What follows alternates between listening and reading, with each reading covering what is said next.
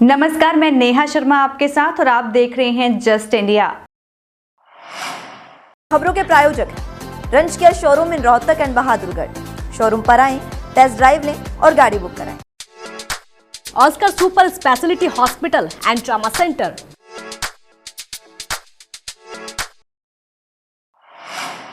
नेपाल की राजधानी काठमांडू के त्रिभुवन अंतर्राष्ट्रीय हवाई अड्डे पर बुधवार की सुबह एक विमान क्रैश हो गया है। प्लेन में सवार 19 लोगों में से 18 की मौत हो गई है। वहीं घायल पायलट कैप्टन मनीष शाक्य को गंभीर हालत में हॉस्पिटल पहुंचाया गया है। मीडिया रिपोर्ट्स के अनुसार प्लेन काठमांडू से पोखरा जा रहा था। उड़ान भरने के दौरान रनवे से बाहर निकल जाने के कारण यह दुर्घटना हुई। जानकारी के अनुसार प्लेन ने सुबह करीब 11 बजे त्रिभुवन एयरपोर्ट से उड़ान भरी। इसके कुछ ही देर के अंदर यह क्रैश हो गया है। हादसे में मारे गए लोगों में से 17 सूर्य एयरलाइंस के ही स्टाफ थे, जबकि बाकी 2 क्रू मेंबर्स ही थे। वहीं दुर्घटना स्थल से 5 शव बरामद किए गए हैं। घटनास्थल से सामने आई तस्वीरों में हवाई अड्डे पर धुएं का घना गुब्बार दिखाई दे रहा है। हरियाणा में जेजेपी नेता रविंद्र सैनी की हत्या मामले में 2 मुख्य शूटर पुलिस गिरफ्त से बाहर है। इन शूटरों में मंत्री और चेयरमैन भी शामिल है।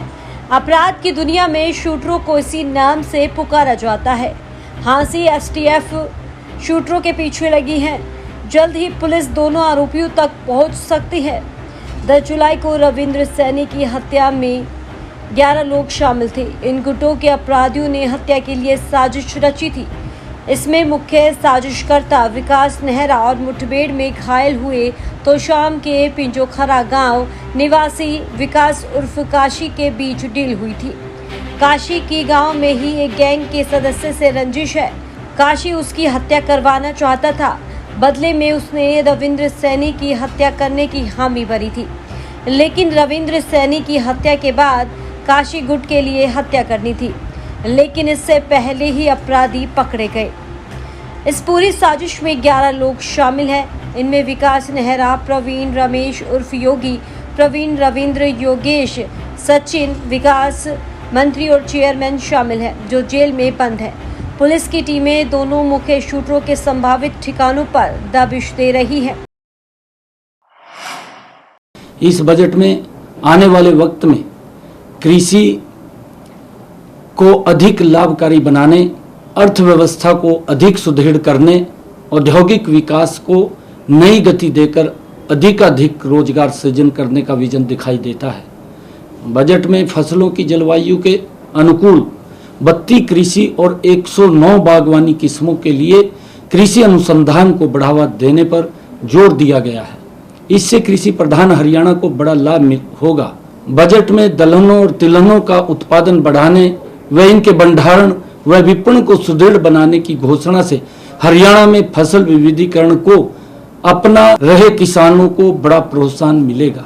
कुल मिलाकर यह बजट समाज के सभी वर्गों के लिए कल्याणकारी, देश की अर्थव्यवस्था को मजबूती देने वाला और राष्ट्र को विकास की नई बुलंदियों पर ले जाने वाला साबित होगा।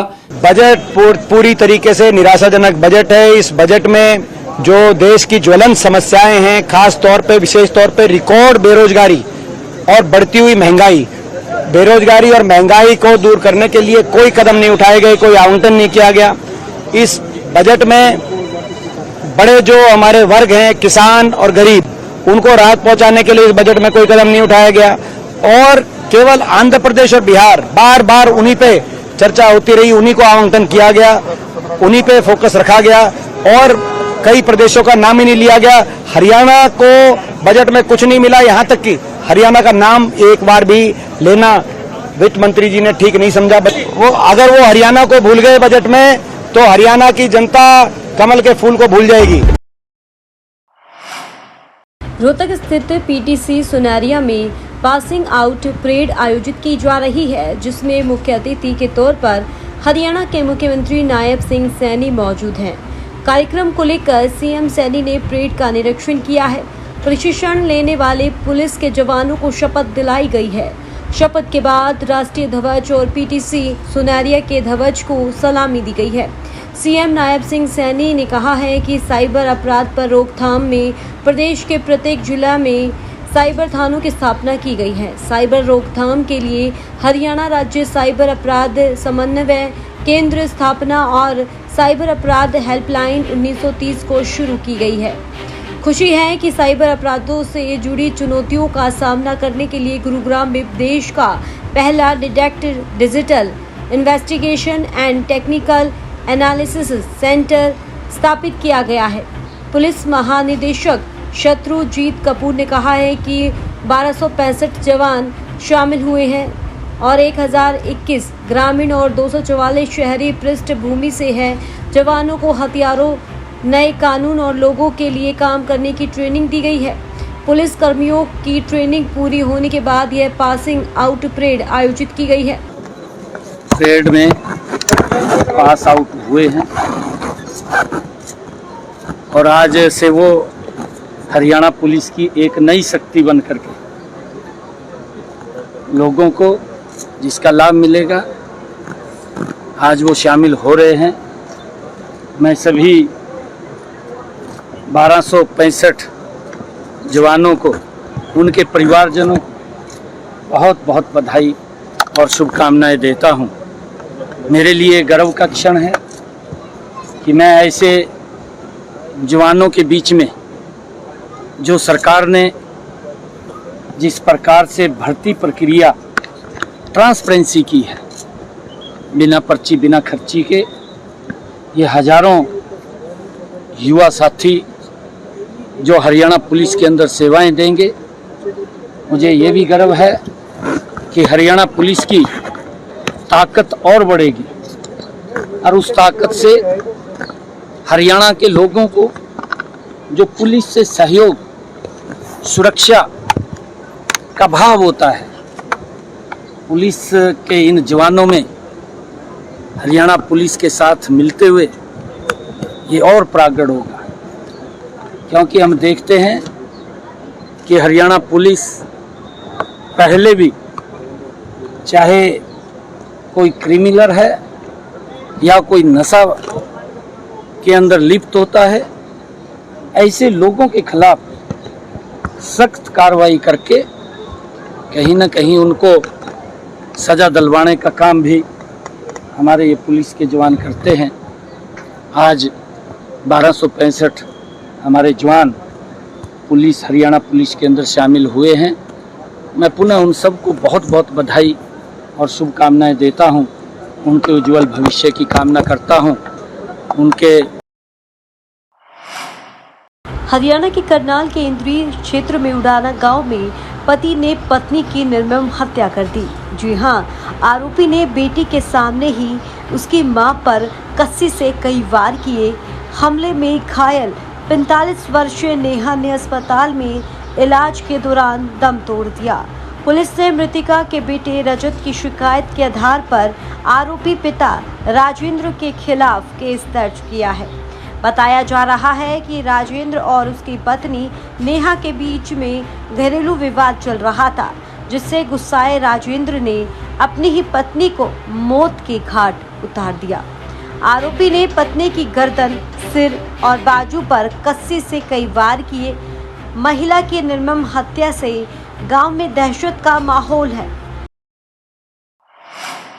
गोहाना रोहतक हाईवे पर स्थित गांव मोहरा में एक कार सवार युवक ने कार को 4-5 बार आगे पीछे करके शराब ठेके के शटर को टक्कर मार दी और कार से बार बार टक्कर मारकर शटर को तोड़ दिया गया।